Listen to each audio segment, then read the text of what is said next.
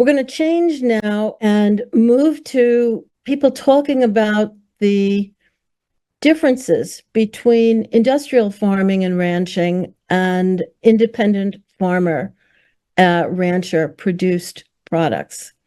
And the first person who is going to speak is Breeauna Sagdal, who is a rancher, owns a ranch. She also is a lovely writer and researcher for the Beef Initiative, an organization you should look into, and editor of beefnews.org. Hello and thank you. I'm Breeauna Sagdal with the Beef Initiative, and today I'm going to be discussing barriers to market access for livestock producers. The state within the state was a term coined by Italian strongman Benito Mussolini to describe the central planning boards of unelected bureaucrats answerable only to himself. In Mussolini's Italy, businesses were grouped by the government into legally recognized syndicates or agencies, such as the National Fascist Confederation of Commerce, the National Fascist Confederation of Credit, Insurance, and so on. Serving as national overseers of individual corporations, these agencies had the power to issue regulations of a compulsory character, not unlike the federal administrative agencies operating in the United States today. With the recent SCOTUS decision, overturning the unconstitutional Chevron deference, in addition to the work of RFK Jr., the Corbett Report, and many who have taken part in this symposium, Americans are starting to become aware of the enormous amount of centralized authority within the administrative state, operating at the pleasure of the president since its inception under FDR. Similarly, many are beginning to recognize the uncomfortable connection between Italian fascism and the regulatory arrangements of today, such as government-mandated or orchestrated collaboration between various categories of producers in each trade, all created in an effort to affect planned economic outcomes for which success or failure are measured by government-alone policies as defined by unelected bureaucrats. This idea of government-mandated and dominated collaboration is also at the heart of all interventionist industrial policy schemes, like the USDA's tightly held grip over the certification process, the Packers and Stockyard Act, or the USDA tournament system, all of which were initially interventionist strategies to artificially oppress consumer costs of meat. Without exception, it is illegal in the United States to sell meat of any kind for export or interstate wholesale consumption without a federal stamp, that stamp being the USDA certified stamp, for which the process of obtaining said stamp is tightly held and controlled by the USDA itself. Not unlike the Marijuana Stamp Act, this centralized federal authority under the USDA to solely determine the meat products Americans are allowed access to has become the single most prohibitive barrier to market access for producers and the central bottleneck driving up consumer costs at the grocery store. While access to food was meant to be a states' rights issue, over the years, the USDA has become the administrator of WIC, SNAP, rental assistance, school lunch programs, and various publicly funded social entitlements that states have now come to rely upon. As such, states become reluctant to exercise their sovereignty over food production or build upon legal frameworks for local control as a workaround to the USDA certification stranglehold, as funding for these social programs are often used as leverage to enforce compliance at the local level. 46 states remain with one or more of the following local controls in place that protect the farm-to-table access for consumers: state-certified processing, custom-exempt labels or herd share agreements, on-farm slaughter or cottage laws, and interstate meat sales compacts.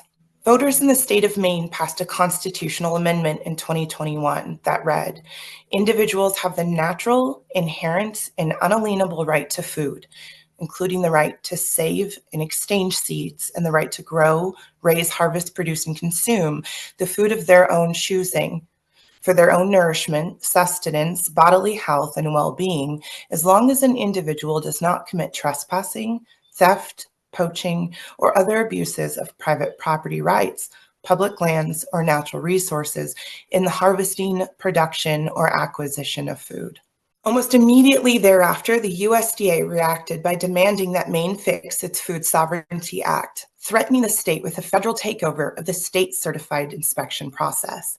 Maine is one of 27 states that the USDA still allows to maintain a state-certified inspection program for small, independent meat processing facilities.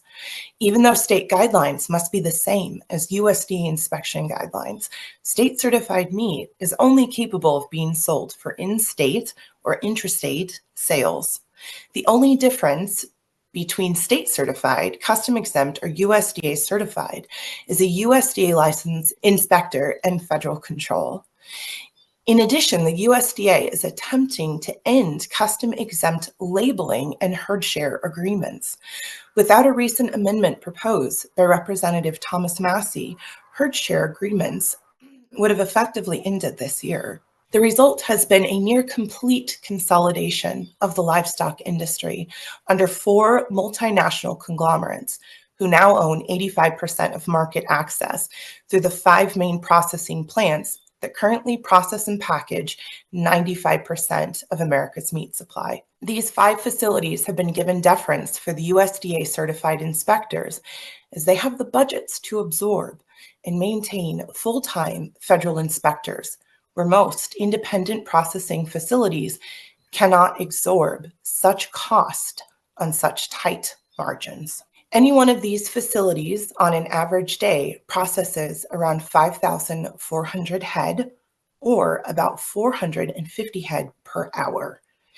In addition, the U.S. has become a net importer of beef over the last 3.5 years, with about 80% of the live cattle processed in these facilities originating in Brazil, Mexico, Australia, and India.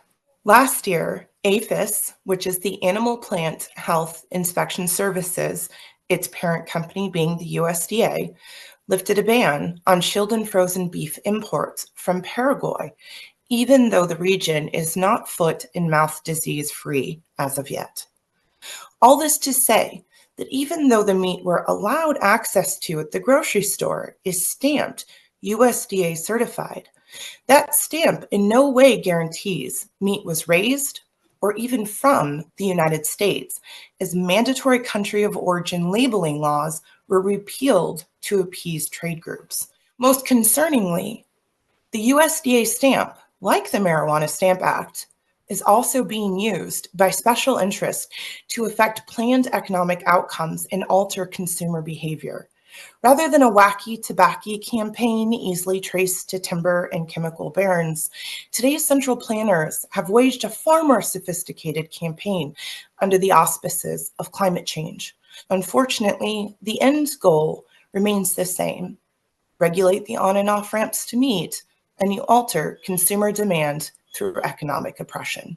Regulations include the EPA's most recent reinterpretation of the Clean Water Act, originally passed in the 1960s, claiming authority over private wastewater. The EPA's recent rule changes could see the closure of 800 to 3,000 independently owned meat processing facilities nationwide, unless costly upgrades are complied with that may eventually lead to carbon taxes, as chemical dissipants must now be added, turning solids into gases.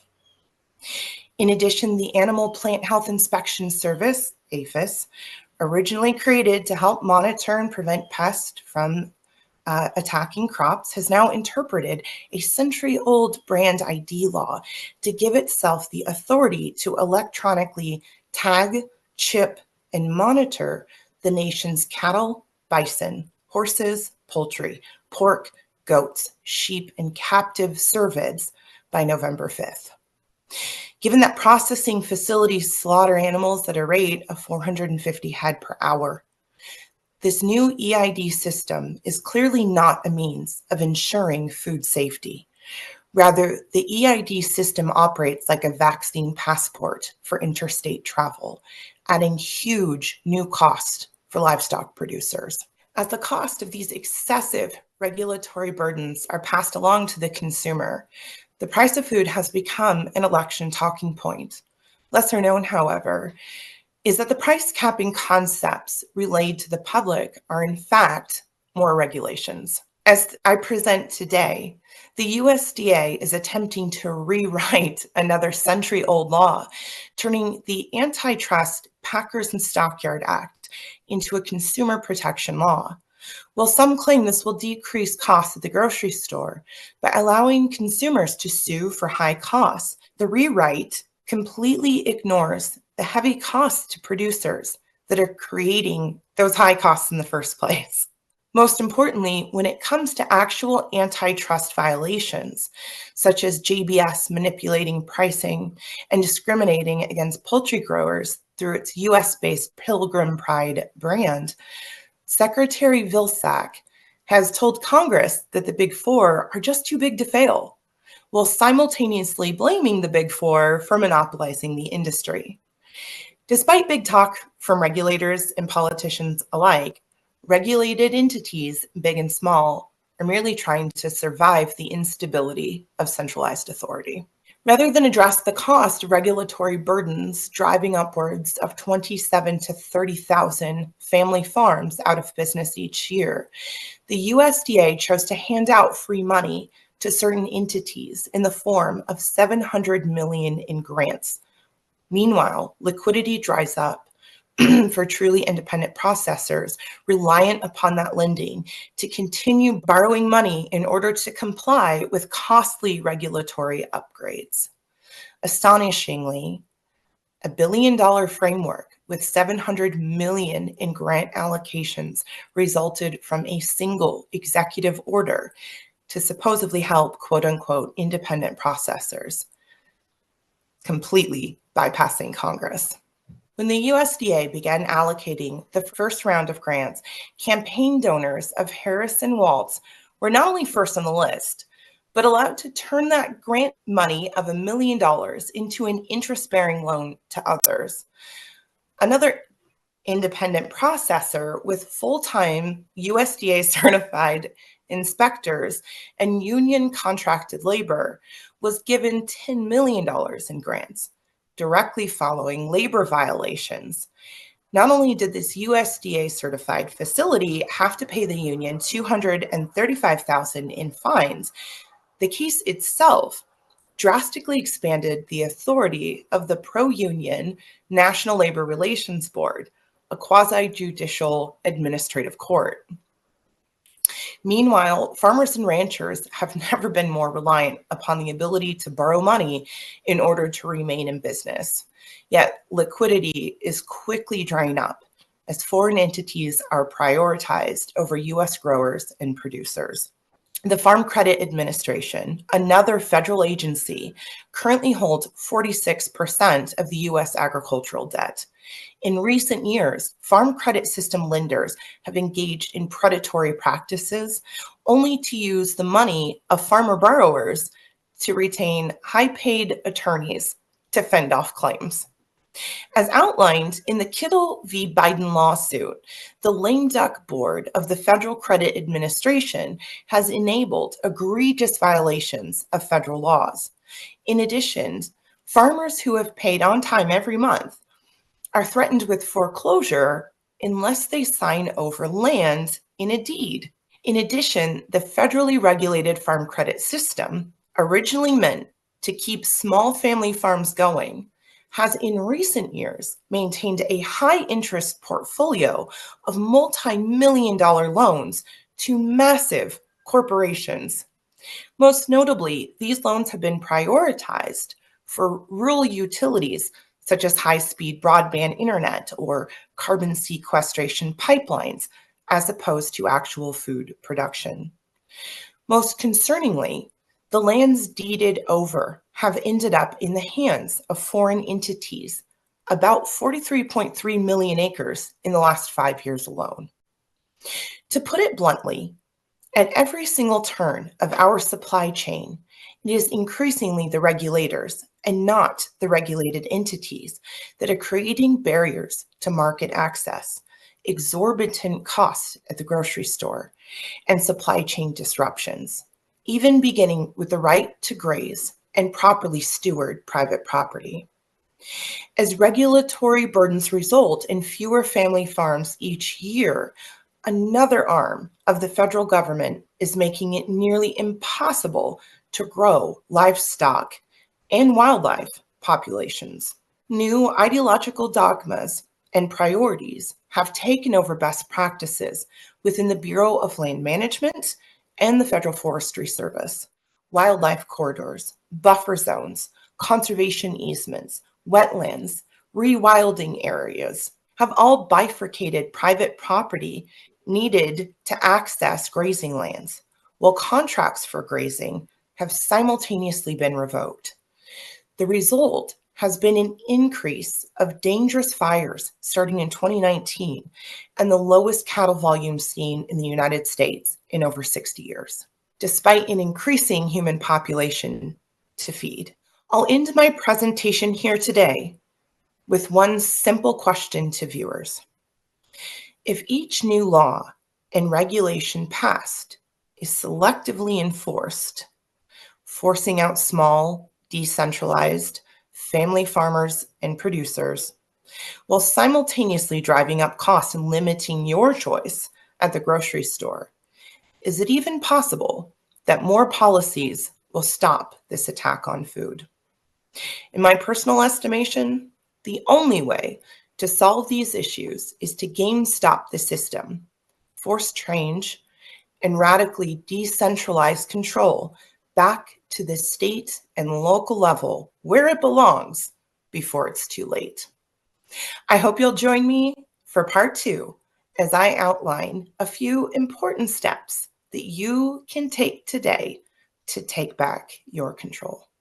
Breeauna will be coming back again tomorrow. Basically, the Farm Bill gives $30 billion of taxpayer money to be used to support farming. And what happens instead is that a lot of this is going to support things like carbon capture and broadband, and it's not helping farming. Obviously, we're losing up to 30,000 farms a year. Farming is just like being an electrician or anything else. It takes many years to develop the knowledge and skills to do it right. We cannot afford to keep losing that expertise in the United States. It's bad for our security. It also means the highest quality food is no longer being made or grown, and instead we're getting more and more industrial food as the whole food industry becomes more consolidated.